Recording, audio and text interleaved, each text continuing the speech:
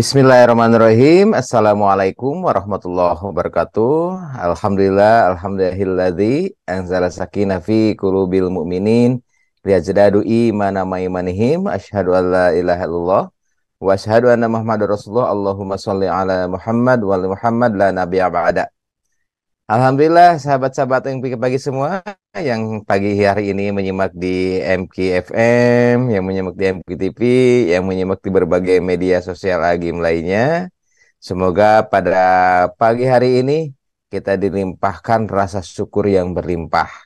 Bagaimana tidak, setelah semalaman kita beristirahat, ternyata kita dibangunkan kembali dalam keadaan seperti kita sebelum tidur.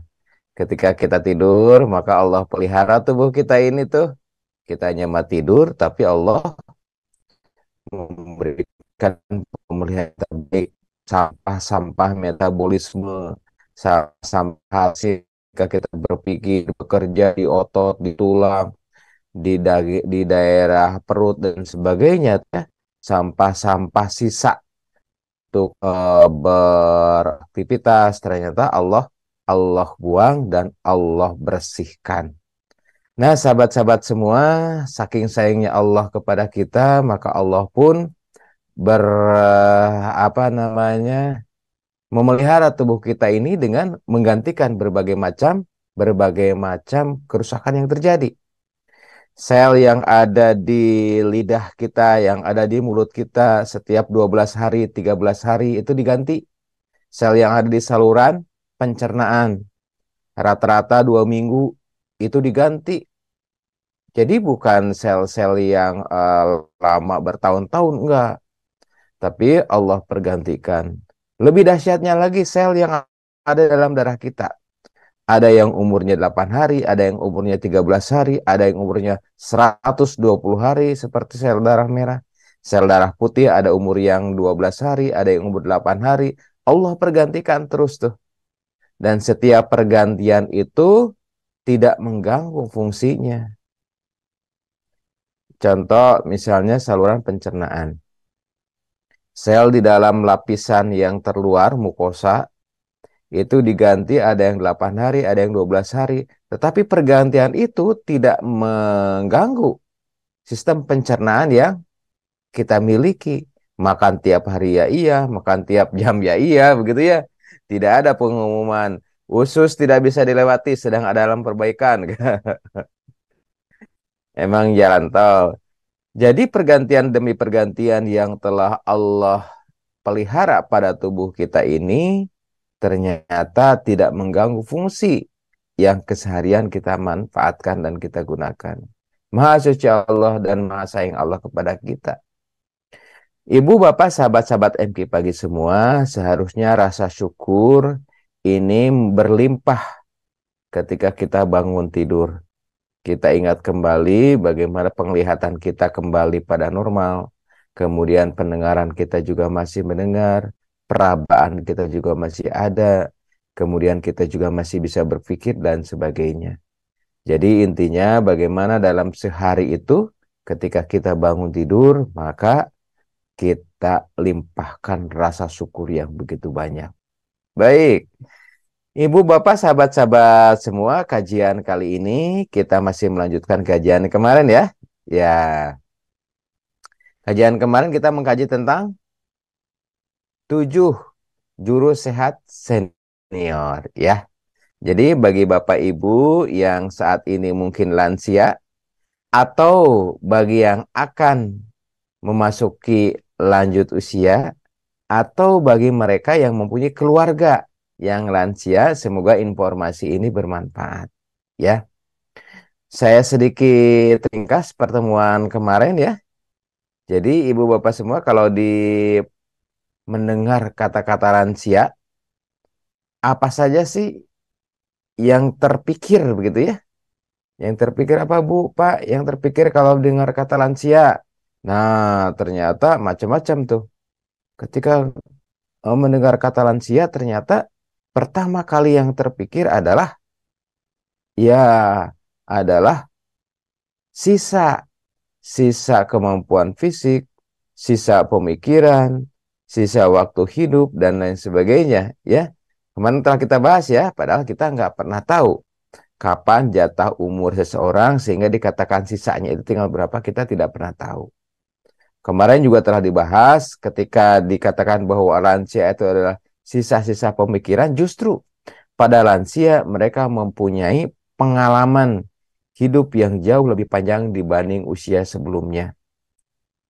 Pengalaman tersebut berisi tentang bagaimana pemikiran, bagaimana keputusan yang telah diambil dan konsekuensinya, berapa ilmu yang telah didapat, berapa buku yang telah dibaca, berapa informasi yang masuk ke dalam otak yang menjadi dasar bagi pembuat keputusan.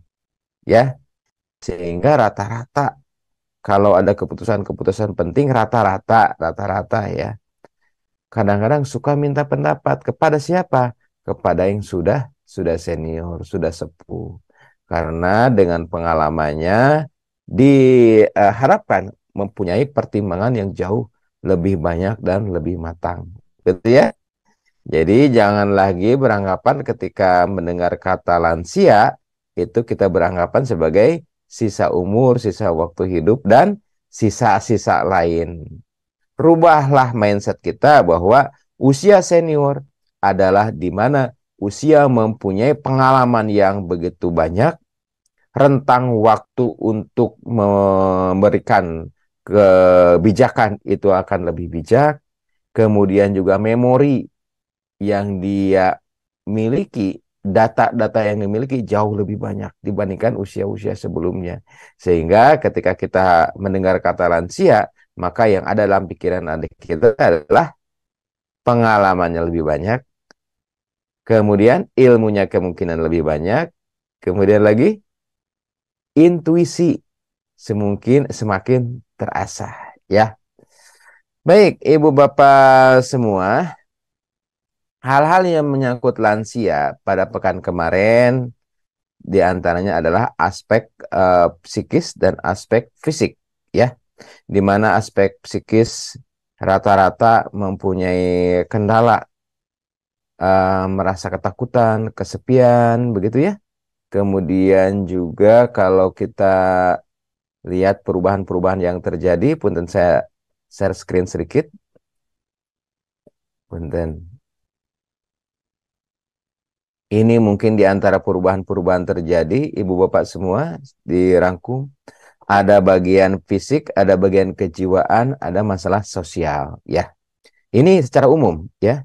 Secara fisik, misalnya ada pendengaran yang menurun. Sistem kendali saraf memang ada kadangkala yang mengalami gangguan. Sistem penglihatan, kardiovaskuler, pengaturan tubuh, kemudian sistem pernapasan, sistem pencernaan, kemudian juga di sini sistem pembuangan, ya, air kecil kayak gitu ya, dan sistem hormon. Nah, juga ada aspek kejiwaan yang paling menonjol bagi setiap orang ternyata berbeda-beda. Tetapi kalau kita kumpulkan, ya, apa sih problem kejiwaan pada usia lanjut? Ada kurang lebih ada 6 problem, ya. Yang pertama demensia, kemudian kecemasan, kemudian gangguan tidur, kemudian adanya depresi, kesepian, dan perhatian yang berkurang, ya. Jadi kalau dulu mungkin kumpul dengan anak-anak, kalau dulu mungkin ya anak-anak misal dalam satu rumah, sekarang anak-anak berpisah, sudah punya anaknya masing-masing ya atau cucu begitu ya. Sehingga ada sesuatu rasa kehilangan. Dulu ketika bekerja masih ada teman untuk berdiskusi, dulu ketika bekerja masih ada bawahan-bawahan dan sebagainya ya. Nah, kemudian ada juga masalah sosial. Masalah sosial, perubahan-perubahan yang mungkin terjadi adalah perubahan, mungkin ada finansial, ya. Mungkin, tapi tidak semua. Ada juga yang makin lanjut usia secara finansial yang makin established, ya. Karena ada usaha-usaha, atau ada perusahaan-perusahaan yang mungkin dia miliki. Kemudian posisi, yang dulunya mungkin menjabat sebagai eselon 2, eselon 1, begitu ya. Ketika lansia pensiun tidak mempunyai lagi pasukan, tidak mempunyai lagi pelayan dan sebagainya. Jabatan, relasi, dan pola hidup. Itu di antara beberapa perubahan-perubahan yang terjadi pada lansia.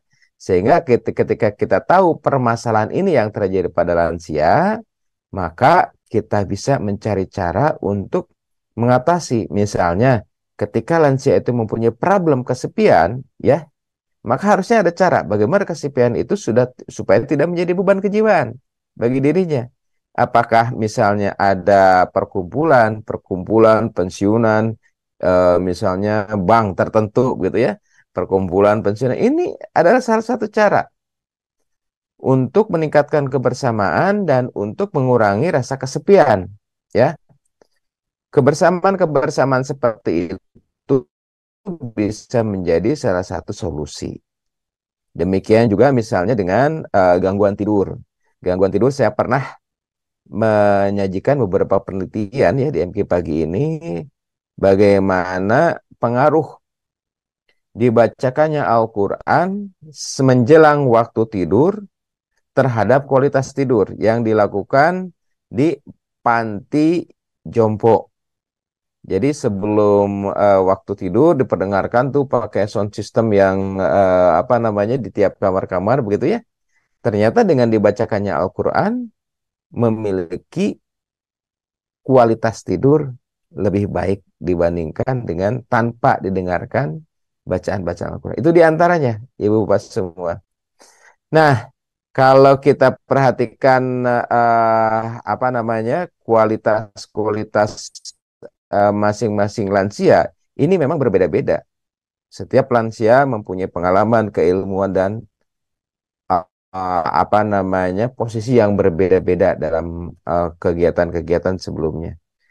Baik, pada hari ini Ibu Bapak semua, kita akan sedikit review kembali tentang permasalahan fisik pada lansia. Ini pekan kemarin telah dibahas. Pada lansia ada beberapa penyakit yang memang mempunyai angka kejadian yang tinggi. Contoh misalnya, penyakit hipertensi darah tinggi makin usia lanjut, itu angka kejadiannya makin banyak. Hipertensi ditemukan pada anak-anak, tapi hipertensi lebih banyak ditemukan pada orang tua. Artinya, ketika memasuki lansia, maka harus dilakukan screening terhadap penyakit-penyakit yang kemungkinan itu mengenai lansia.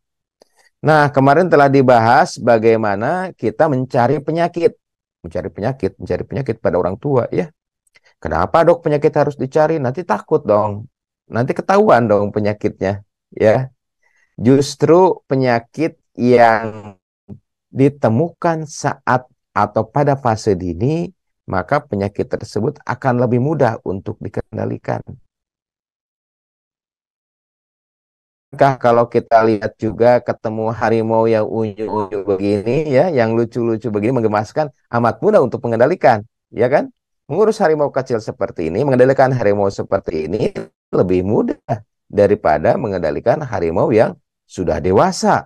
Apalagi harimau tersebut sudah menjadi binatang buas, ya. Artinya, maka temukan harimau-harimau kecil di dalam tubuh lantu sebelum dia masuk pada tahap yang berbahaya. Carilah harimau-harimau kecil itu sebelum harimau itu tumbuh besar dan membahayakan. Carilah penyakit hipertensi, darah tinggi, sebelum darah tinggi tersebut menyebabkan penyakit stroke. Kalau sudah terjadi penyakit stroke, badan lumpuh sebelah, kemudian bibir menjadi bengok begitu ya, kemudian bicara menjadi rero, itu jauh lebih sulit untuk diatasi daripada kita mencari penyakit yang menjadikan stroke itu terjadi. Rata-rata stroke itu disebabkan oleh 3 faktor. Ya, rata-rata ya, rata-rata. Yang pertama karena tekanan darah tinggi, yang kedua karena dislipidemia atau mungkin singkatnya hiperkolesterol begitu ya. Kolesterol lah, penyakit kolesterol. Walaupun kolesterol itu nama zat, bukan nama penyakit. Yang ketiga adalah diabetes. Jadi ketika kita berpikir, aduh tetangga itu stroke, Aduh, tetangga kita yang kemarin bisa berjalan dengan normal, sekarang jalannya digusur. Bahkan ada tetangga yang meninggal syariatnya karena stroke. Harusnya ini juga jadi pemikiran. Apakah ada penyakit-penyakit atau resiko-resiko yang mungkin bisa menjadikan stroke pada diri? Cari itu ilmunya. Kira-kira kenapa ini terjadi stroke ya? Cari. Apakah ada darah tinggi? Ah, kemarin Mbak Dok, dah saya nggak pernah darahnya tinggi. Kapan, Bu? Ya, terakhir mungkin ada setahun yang lalu di tensi. Setahun yang lalu katanya ya. Makanya ketika lansia, 1 bulan sekali itu diukur tekanan darahnya. Ya, karena kalau tekanan darah itu baru ditemukan pada awal-awal, kemungkinan untuk dikendalikannya lebih mudah lagi.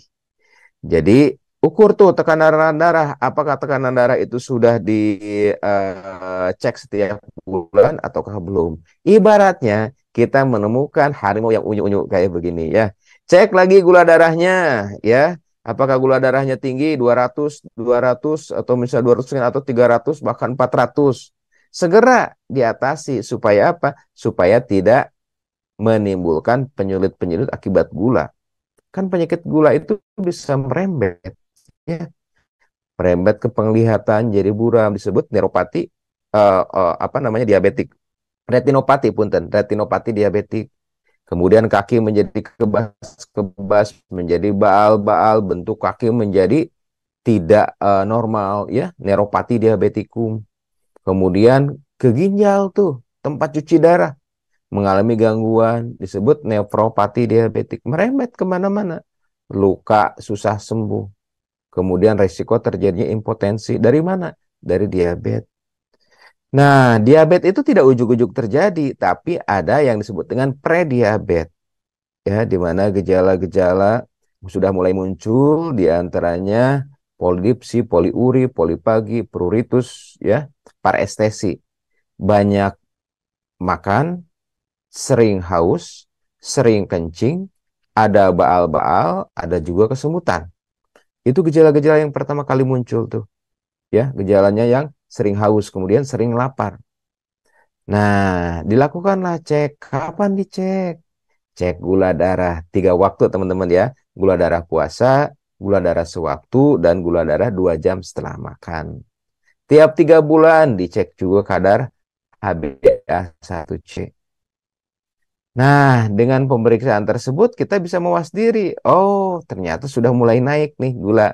Sudah mulai ketemu nih riak-riak kayak anak harimau ya. Maka kita kendalikan bagaimana pola makan, bagaimana kebiasaan.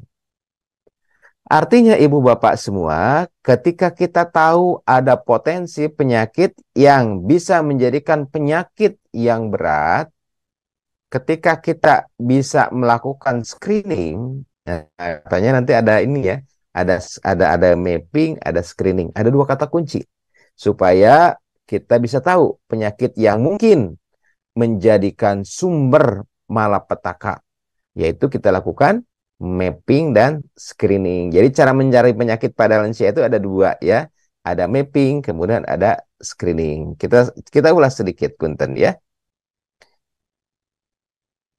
Punten, sebentar. Apa itu mapping, Dok? Apa itu screening?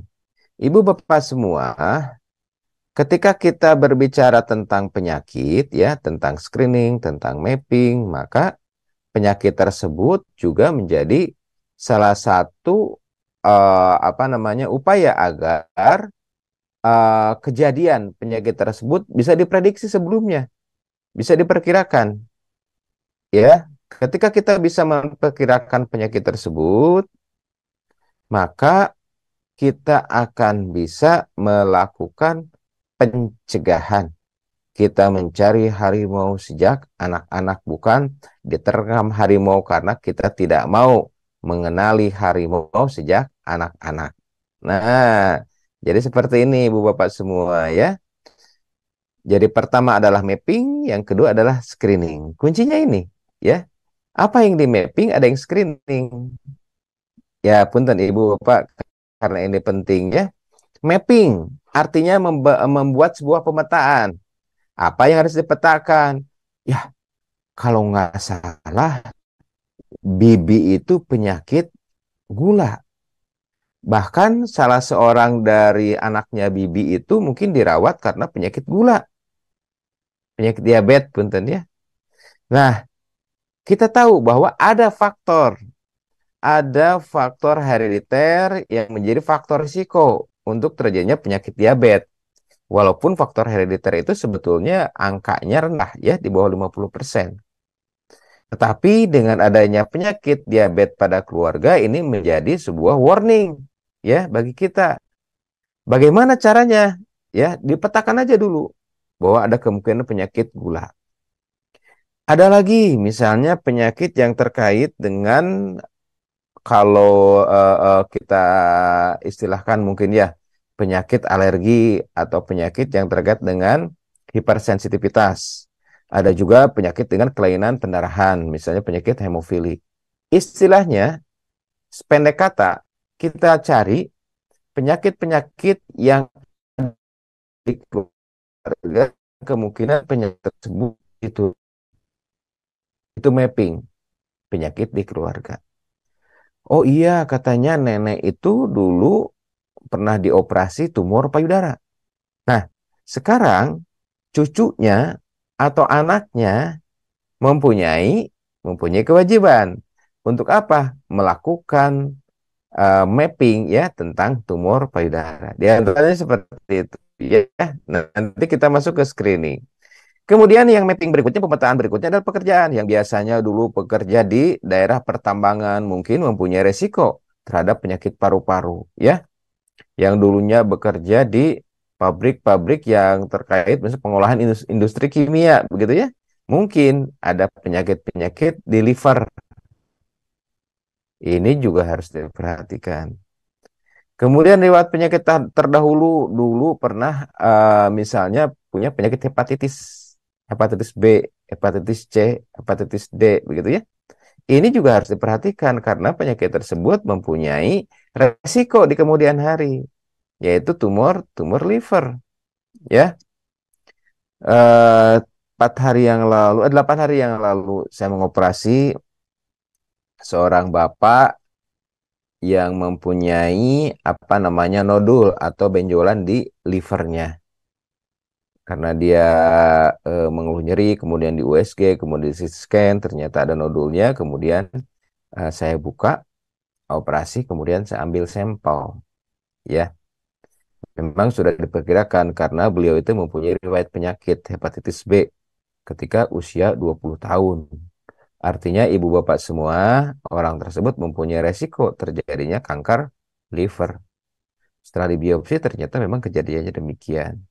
Ya, jadi riwayat penyakit terdahulu dilakukan mapping lagi. Kemudian resiko lingkungan misalnya hidup di daerah industri, hidup di daerah polusi yang tinggi, begitu ya. Ini juga resiko. Kemudian riwayat penyakit, pengobatan penyakit tertentu. Diobati dalam jangka waktu yang lama, misalnya untuk penyakit autoimun. Riwayat pengobatan untuk penyakit rematik, misalnya penyakit rematik, penyakit apa namanya? Penyakit sendi misalnya ya, yang sering mengkonsumsi obat-obatan tertentu, obat anti nyeri, sehingga mempunyai risiko terhadap lambung ya. Kemudian pengobatan tertentu pada yang jangka panjang itu juga berisiko punten, berisiko untuk gangguan penyakit ginjal begitu ya. Nah, kemudian juga mapping penyakit-penyakit terkait dengan kondisi epidemi. Dulu pernah kena COVID, nah mungkin ada gangguan long COVID ya, misalnya gangguan dari sistem pernapasan. Nah, setelah dilakukan mapping, ibu bapak semua, barulah kita lakukan screening. Ya, screening itu dari hasil mapping. Ibunya punya penyakit kanker payudara. Anaknya dilakukan pemeriksaan pemeriksaan payudara sendiri, begitu ya. Ibunya, bapaknya punya penyakit diabetes, lakukan screening terhadap penyakit diabetes, cek kadar gula darah, cek kadar HbA1c, begitu ya. Kemudian dari hasil mapping tersebut kita scoring kira-kira penyakit mana yang paling tinggi yang memungkinkan gitu ya. Jadi pertama kita lakukan screening terhadap hasil dari mapping yang tadi. Riwayat dulu itu pernah berobat lama karena osteoartritis, karena radang sendi. Mungkin nih ada gangguan pada apa? Pada lambung. Cek apakah lambungnya itu baik ataukah tidak. Ya. Jadi setelah kita lakukan mapping, kita lakukan screening. Terus screening terhadap penyakit apa lagi? Penyakit yang memang sering terjadi pada lansia. Nggak ada turunan. Nggak ada resiko kerja. Tetapi pada lansia itu hipertensi, kemudian penyakit-penyakit ya apa terkait degeneratif, misalnya penyakit osteoartritis itu sering. Sering pada lansia. Screening juga begitu ya. Jadi ibu bapak semua, itu yang kemarin kita bahas tentang mencari penyakit ya pada lansia yang ingin tetap sehat dan produktif. Baik. Nah, dengan screening dan dengan mapping dan screening itu kemungkinan penyakit-penyakit itu bisa ditemukan sejak ibarat harimau sejak unyu-unyu keneh begitu ya. Baik. Nah, selanjutnya pada judul pagi hari ini, Ibu Bapak semua, kita akan membahas tentang 50% lebih bahagia pada lansia, ya. Bagaimana bahagia kalau sakit, ya. Makanya kita ulas tadi ya, yaitu mapping dan screening. Ibu Bapak semua, tadi kita telah lihat bahwa salah satu sumber permasalahan pada lansia yang mengalami perubahan ada tiga, yaitu faktor fisik, faktor psikis, dan faktor sosial. Ya, jadi bagaimana bisa lebih bahagia lagi dengan kondisi-kondisi perubahan fisik, perubahan psikis, dan perubahan sosial. Dalam situasi apapun, kebahagiaan itu bisa muncul. Bahkan dalam situasi sakit sekalipun, kebahagiaan itu bisa ada. Saya pernah beberapa kali diskusi, ngobrol begitu ya, dengan beberapa pasien terkait dengan penyakitnya. Kemarin saya berdiskusi dengan salah seorang mantan pejabat yang baru saja saya operasi begitu ya. Pak, gimana nih Pak? Bapak harus operasi lagi ini kambuh. Beliau mengatakan apa? Alhamdulillah dok, masih bisa operasi. Teman saya seangkatan katanya dulu waktu Lemhanas, sekarang sudah tidak ada lagi. Teman saya main apa namanya tenis begitu ya, sekarang sudah tidak ada lagi dok. Kalau saya saat ini alhamdulillah masih bisa dioperasi, artinya saya masih diberi kesempatan untuk dioperasi, masih diberi kesempatan untuk hidup. Artinya ibu bapak semua, dalam posisi sakit sekalipun, ternyata ada bahagia di sana. Ya, bagaimana caranya bahagia? Tergantung bagaimana kita menyikapi.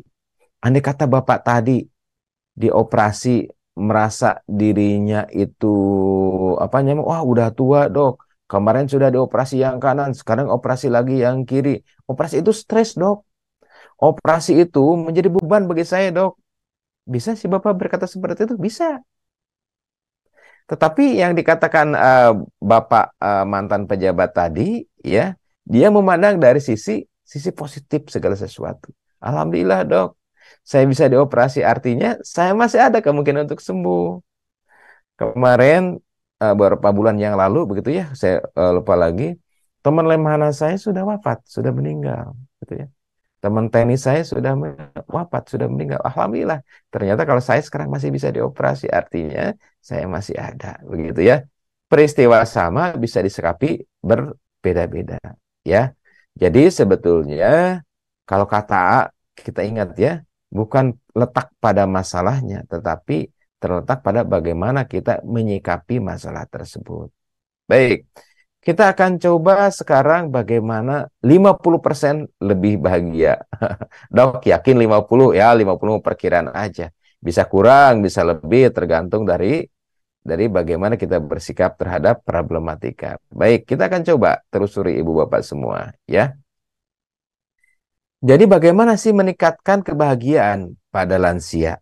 Nah, Ibu bapak semua, sebelum kita bahas tentang bagaimana meningkatkan bahagia pada lansia, bahagia itu ternyata dipengaruhi oleh berbagai macam faktor.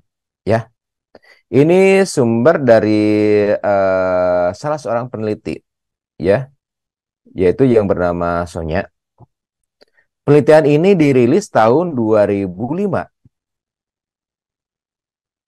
Ketika penelitian ini dirilis, banyak sekali kontra-kontra, banyak sekali yang menyampaikan kritikan-kritikan terhadap apa yang beliau temukan ini. Nanti akan kita coba sampaikan kritikan dan berbagai macam pendapat-pendapat lain. Katanya, kebahagiaan ini ya ditentukan sebagian besar itu oleh gen. Yang tadinya ada turunan mungkin orangnya itu easy going begitu ya, gampang untuk gaul, gampang untuk menerima gitu ya, gampang untuk move on begitu ya, maka dia akan lebih bahagia.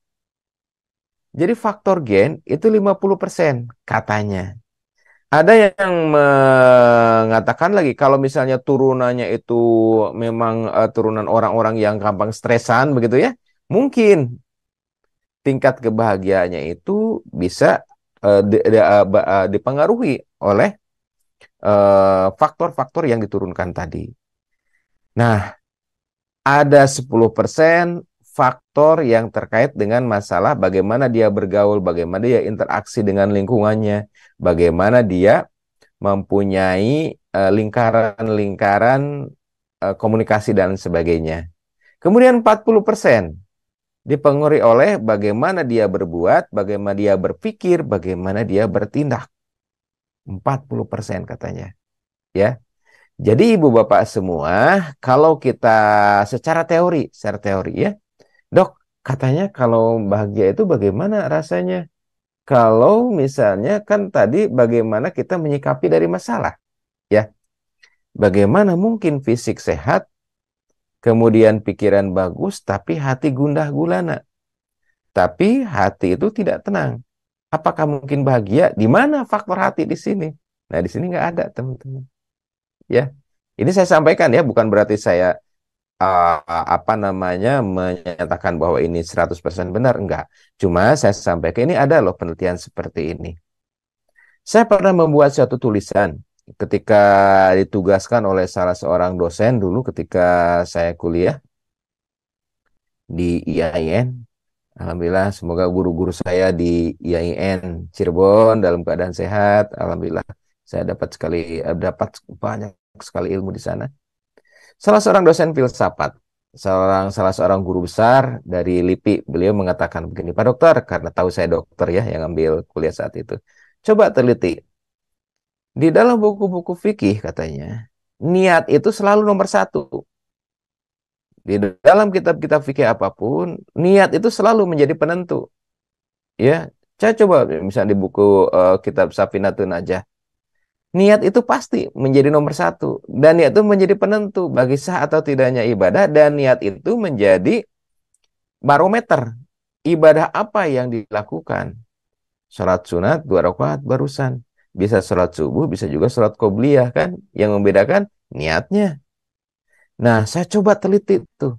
Apa sih kaitan niat itu dengan apa yang terjadi dalam tubuh? Dulu, saya pernah membaca juga, ternyata niat itu berpengaruh terhadap sistem otak dan sistem hormon.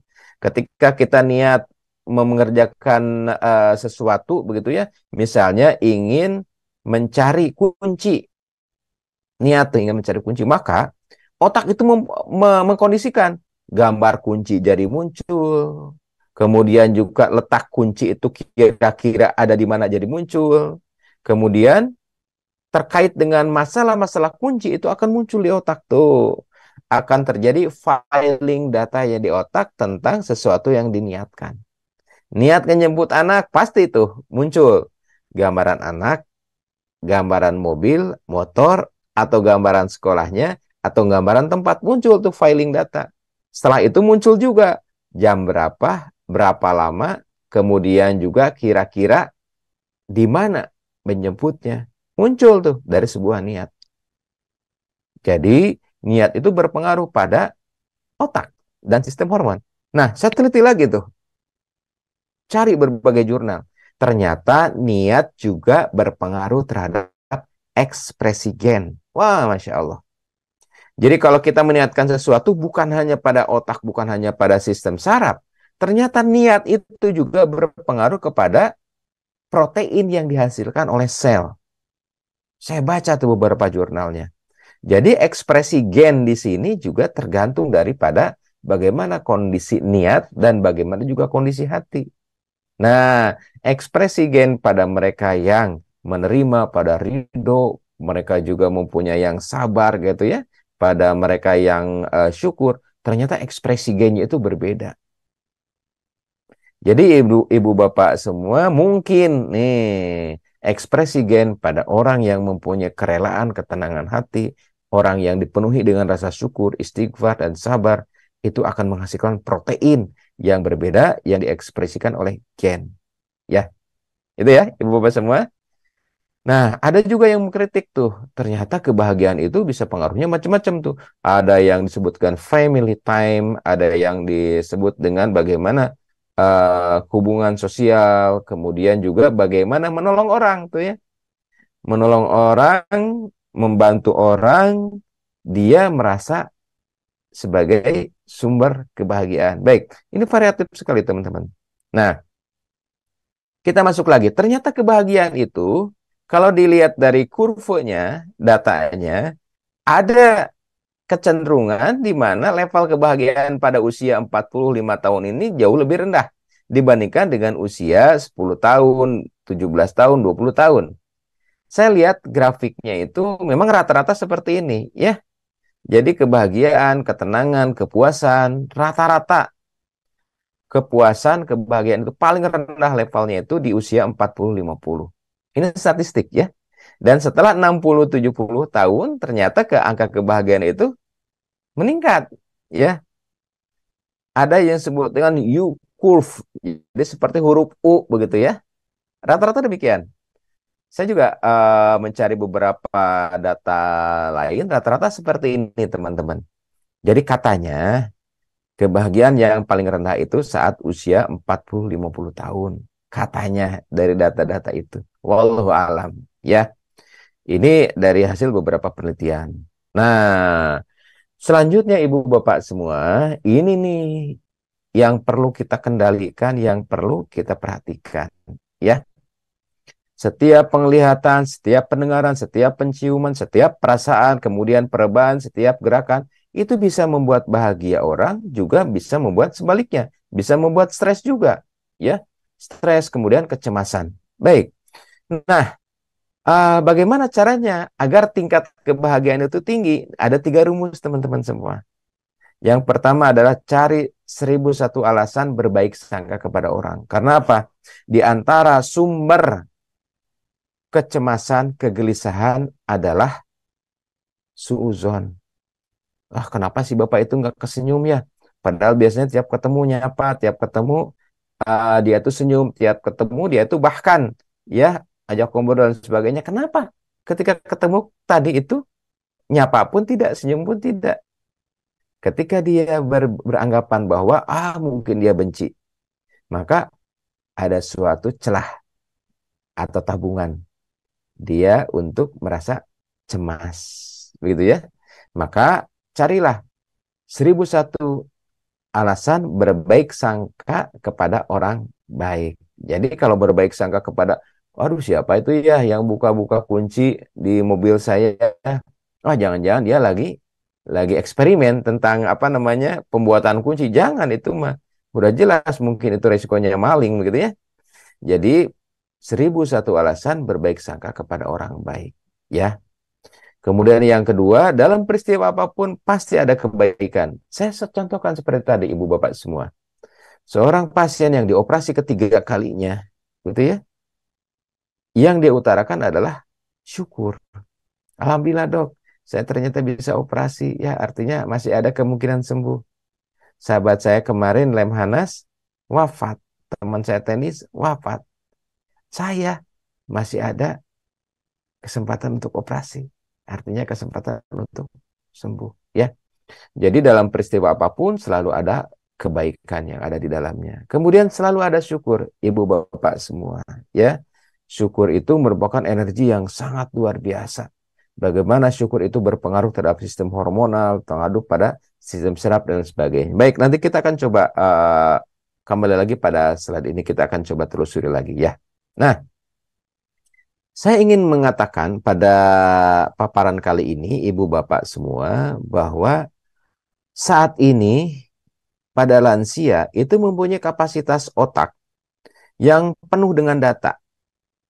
Kapasitas otak yang bertahun-tahun mungkin penuh dengan memori. Ibu bapak semua, ada beberapa hal terkait dengan memori ini. Memori masuk melalui indera, bukan indera firdaus atau indera ekspres ya, melalui panca indera. Apa yang dilihat, apa yang didengar, apa yang dirasa, apa yang dicium, apa yang diraba. Nah, dari memori-memori itu ternyata akan berpengaruh terhadap apa? Terhadap pola pikir. Pola pikir akan berpengaruh terhadap perilaku.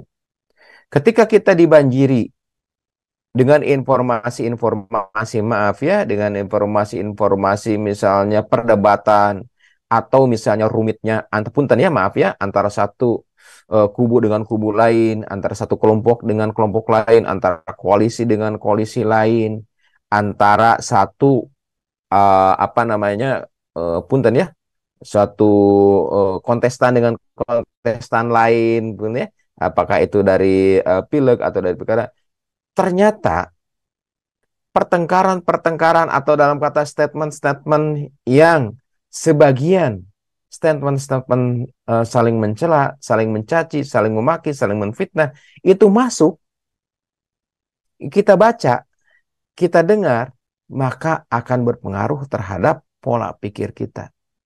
Makin banyak informasi itu masuk, maka makin penuh tuh pola pikir kita itu, memori kita itu dengan hal-hal negatif seperti tadi. Dan sebaliknya, ketika memori yang apa namanya, indera yang kita lakukan itu lebih banyak hal-hal yang positif. Contoh, misal lebih banyak bagaimana memberikan motivasi pada orang, lebih banyak memberikan apa namanya, pendapat-pendapat kebaikan pada orang, lebih banyak mendengar bagaimana hasil dari sebuah kebaikan dan lain sebagainya. Intinya informasi-informasi positif itu malah lebih banyak yang masuk, maka itu juga akan berpengaruh terhadap ekspresi dari perilaku yang akan kita lakukan. Jadi ibu bapak semua, ketika kita membaca, ya pilih apakah kita perlu bacaan tersebut? Apakah kita perlu informasi tersebut? Apakah kita perlu tayangan-tayangan tersebut? Saya kalau di kamar operasi ya, kalau pagi-pagi itu kan di kamar operasi itu misalnya jam 6 kan ada berita-berita tuh tertentu ya. Ada juga channel yang membicarakan masalah gosip. Saya udah bilang ke asisten, coba ganti channelnya.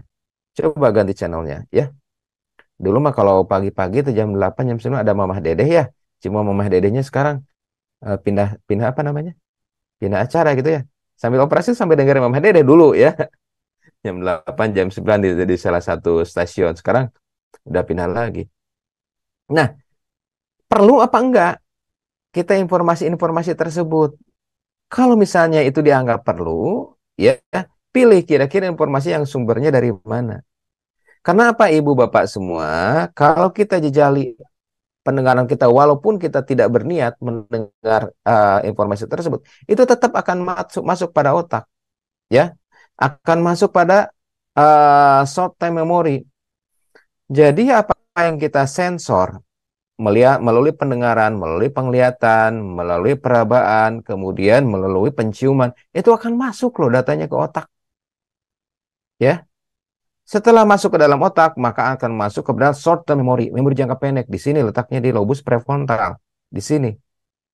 Ya, lama kelamaan ini bisa masuk juga kepada long term memory. Gimana sih pemerintahan sekarang ini? Enak pemerintahan yang dulu. Gimana sih pemerintahan? Sebetulnya ya, ibu bapak semua, ya, isu-isu negatif seperti itu belum tentu semuanya itu benar. Belum tentu loh informasi yang masuk itu adalah informasi yang sesungguhnya, ya. Jadi kita saring informasi-informasi seperti ini, apa sih kita apa sisi positif bisa dari pemerintahan sekarang, apa sisi positifnya? Bukan itu juga ada, artinya ada porsinya, mungkin mereka yang memikirkan sesuatu itu yang apa namanya perlu diperbaiki. Kalau misalnya kapasitas kita itu tidak mempunyai kapasitas untuk memperbaiki dan sebagainya, lebih baik menurut saya sih cari saja informasi-informasi yang positif yang sebaiknya kita pikirkan dan kita renungkan. Jadi pada intinya saya ingin menyampaikan bahwa makin banyak informasi-informasi yang membuat cemas, gaduh, gelisah begitu ya. Ini lama-kelamaan akan memenuhi short time memory kita, long time memory kita. Dan ketika kita masuk data-data tersebut dalam long term memory, dipertahankan kemudian dia bisa dipanggil lagi dalam short time memory, maka kemungkinan perilaku kita itu akan seperti itulah. Jadi ibu bapak semua ya, dalam usia lanjut ini maka kita lakukan filtrasi data. Mana yang sebetulnya data tersebut perlu kita baca, mana yang perlu kita filter, mana yang sebetulnya perlu kita hindari. Tidak semua data tersebut kita bisa bisa kita perlu perhatikan dan perlu kita pikirkan. Nah, kita kembali sebagaimana janji saya, kita akan kembali ke slide sebelumnya. Nah, bagaimana dong cara kita untuk meningkatkan agar lebih bahagia pada lansia ini? Ibu bapak semua, tiga cara ini telah eh, telah dianalisis, dan ternyata dengan tiga cara ini ibu bapak semua tingkat kecemasan itu jauh menurun. Tingkat kebahagiaan, tingkat kepuasan akan diri, akan yang terjadi pada diri ini jauh lebih meningkat.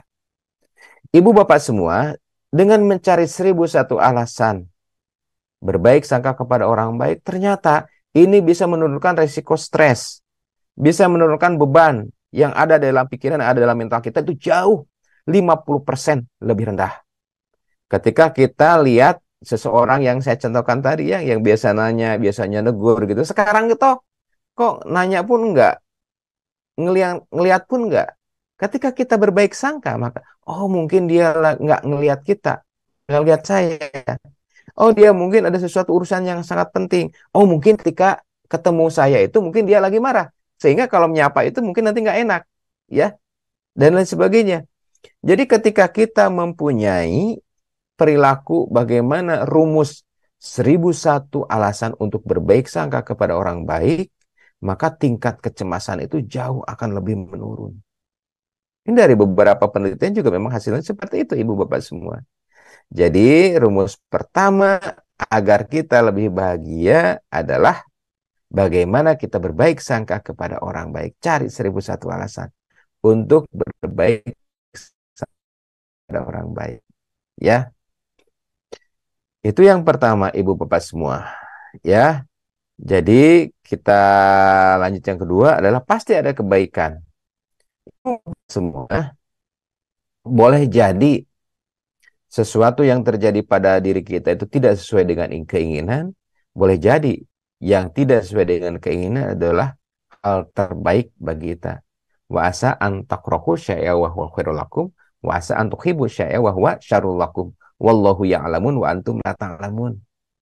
Boleh jadi kita benci terhadap sesuatu kejadian padahal ada unsur kebaikan yang ada di dalamnya. Boleh jadi kita itu menginginkan sesuatu padahal ada keburukan di dalamnya. Wallahu ya'lamun wa antum la ta'lamun. Allah Maha tahu apa yang ada dalam diri, apa yang ada dalam peristiwa, dan apa yang akan kita lalui nanti 5 tahun, 10 tahun kemudian, atau beberapa jam kemudian, sedangkan kita tidak tahu tentang waktu yang akan datang. Kan pengetahuan kita tentang waktu yang akan datang itu sangat terbatas, ibu bapak semua. Ya, sangat terbatas. Kita tahu ya bahwa nanti itu setiap hari setelah hari Senin, Selasa itu ya. Dari mana kita tahu?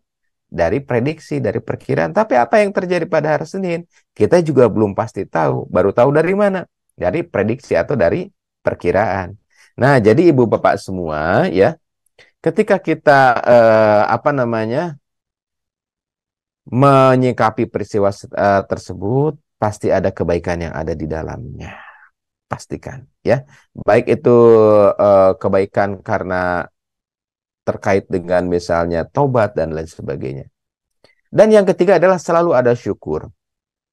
Ibu bapak semua, salah satu fenomena syukur yang pernah saya sampaikan ya, yang pernah saya alami, punten ya, punten sekedap. Aduh, haus Kang Api, punten. Salah satu fenomena syukur yang pernah saya sampaikan di buku 7 keajaiban kesembuhan dan juga sering saya sampaikan di beberapa pertemuan adalah kisah seorang bapak yang membawa anaknya dalam keadaan kritis ke IGD, ke gawat darurat. Anak tersebut dalam keadaan sepsis, kumannya itu sudah menyebar ke seluruh darah, begitu ya. Bakterinya itu sudah ada di mana-mana. Kalau menurut medis mungkin ini sudah ada 2 dari trias of death, tanda-tanda kematian, gitu ya. Yang terjadi pada bapak itu adalah syukur. Ya Allah, alhamdulillah syukur ternyata anak saya masih sempat dibawa ke IGD, begitu ya. Bukan dibawa ke tempat yang lain. Alhamdulillah anak saya itu masih bisa ketemu dokter. Alhamdulillah anak saya itu masih bisa diobati. Ketika masuk ruang operasi juga demikian. Alhamdulillah Pak Dokter, anak saya ternyata masih bisa untuk dilakukan operasi. Kan kalau udah wafat nggak bisa dioperasi ya. Alhamdulillah. Ketika dioperasi juga Pak ini harus masuk ICU. Alhamdulillah Pak Dokter, ternyata anak saya itu bisa masuk ICU. Iya, bukan masuk kamar jenazah. Mungkin pemikirannya itu ya.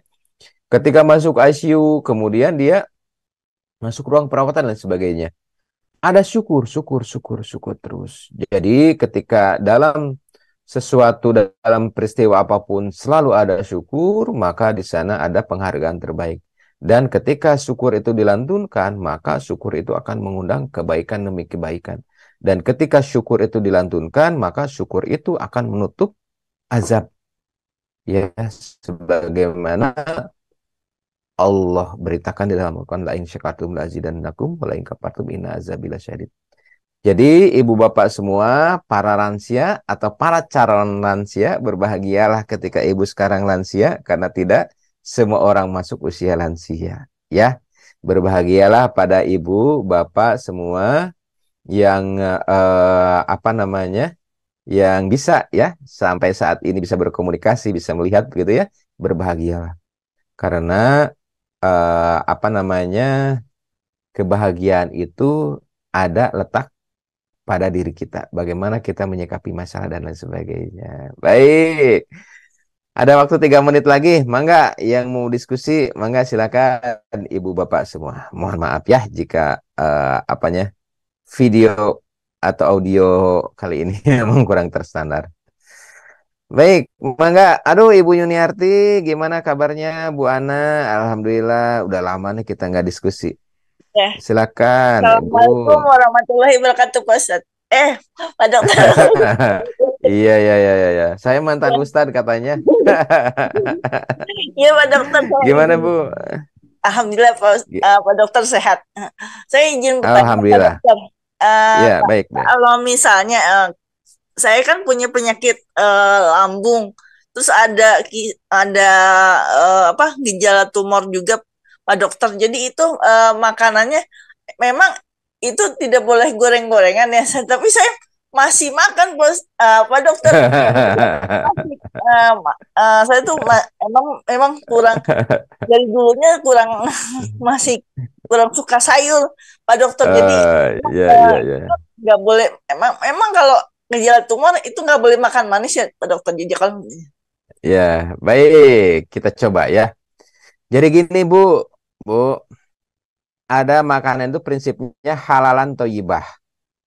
Perkara halal, maka para ulama yang mempunyai peranan penting di sini. Perkara toyib diantaranya ilmunya itu nyampe kepada dokter. Ya, tubuh manusia itu mempunyai kapasitas dan kemampuan yang berbeda-beda, baik itu berdasarkan umur, berdasarkan penyakit, atau berdasarkan keperluan. Nah, ketika ada problem di dalam tubuh, maka ada beberapa masukan yang memang tidak dianjurkan, bahkan itu buruk bagi tubuh tersebut. Jadi sebaiknya makanan-makanan tersebut dihindari. Dok, apakah pada lansia itu nggak bagus untuk gorengan begitu ya? Nah, ibu bapak semua kan di fase satu dulu kan pernah saya bahas ya. Jadi pada lansia itu hindari atau ada yang disebut dengan hijrah makanan ya. Punten. Pernah saya sampaikan tuh dulu. Ya, jadikanlah makanan sebagai obat dan jadikanlah obat sebagai cemilan. Punten ya. Ini punten punten. Ini pada pertemuan yang lalu nih. Nih. Di sini sudah sampaikan ya. Ini yang mempunyai kebaikan bagi lansia ya. Punten. Nih, hijrah makanan. Ini sudah disampaikan di yang satu dulu ya. Jadi yang dibakar-bakar dikonversi menjadi yang di sayur. Yang digoreng menjadi yang dikukus. Yang diawetkan menjadi yang dibekukan. Begitu ya. Kemudian kita lihat lagi itu dari gula pasir menjadi gula aren. Dari yang pemanis misal aspartam menjadi stevia. Kemudian roti putih diganti dengan roti coklat atau roti gandum. Bukan coklat ini bukan ada coklatnya ya, tapi gandum kasar. Dari nasi merah, nasi putih menjadi nasi merah. Minyak goreng ya dari sawit menjadi minyak goreng dari zaitun. Susu menjadi yogurt dan lain sebagainya. Ya, ini pernah saya sampaikan videonya, rekamannya. Ini yang lebih baik ya untuk para lansia. Baik, Ibu Ana, mangga silakan. Bu Ana. Ya, Masih ada? Assalamualaikum dok. Waalaikumsalam warahmatullahi wabarakatuh. Mangga, silakan Bu Ana di Banjarmasin. Di mana Bu Ana teh? Ya di Banjarmasin. Iya, gimana Bu Ana? Alhamdulillah sehat. Gini dok, saya kan insya Allah menjelang umur 52 tahun. Hmm, Eh, dan apa mau lansia ya itu dok ya. tenang aja, sama-sama saya juga Nah, mau 52. jadi gini dok, ada sedikit perubahan psikis ya Ya, dalam ya. diri saya.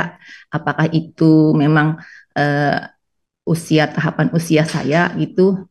Mm-mm, Misalkan saya mudah terenyuh gitu ya, mm-mm, mudah mm. terenyuh melihat hal-hal yang apa gitu yang menurut Ya, orang mungkin itu biasa aja, tapi saya tuh mudah terenyuh sekarang gitu. mm-mm, Terus juga merasa kesepian karena ada dua anak yang uh, dari 5 anak tuh ada dua yang jauh dari saya gitu. mm, Nah, mm. kemudian uh, yang berikutnya saya tuh kan suka ngeliatin foto-foto anak gitu dok waktu mereka kecil Ya, gitu. ya, Itu ya, ya. ada rasa bahagia gitu. Kemudian ngeliatin foto-foto waktu misalkan berangkat haji, jadi Mm-mm, mm. rasa apa bahagia gitu. Itu eh, wajar nggak dok kayak gitu? Ya, Eh, ya, baik. Makasih Kita coba, dok. ya, siap. Ibu Bapak semua yang ada di MKTV, MKFM, rupanya kebersamaan kita sampai di sini. Dan bagi sahabat-sahabat yang ingin bergabung di Zoom, silahkan. Mudah-mudahan bermanfaat, mudah-mudahan bagi lansia itu lebih sehat dan lebih bahagia lagi. Baik, terima kasih. Baik dok, Baik, izin Ibu ditutup ya, Bapak. Dimentus. Ya, mangga. Yang di Zoom ya.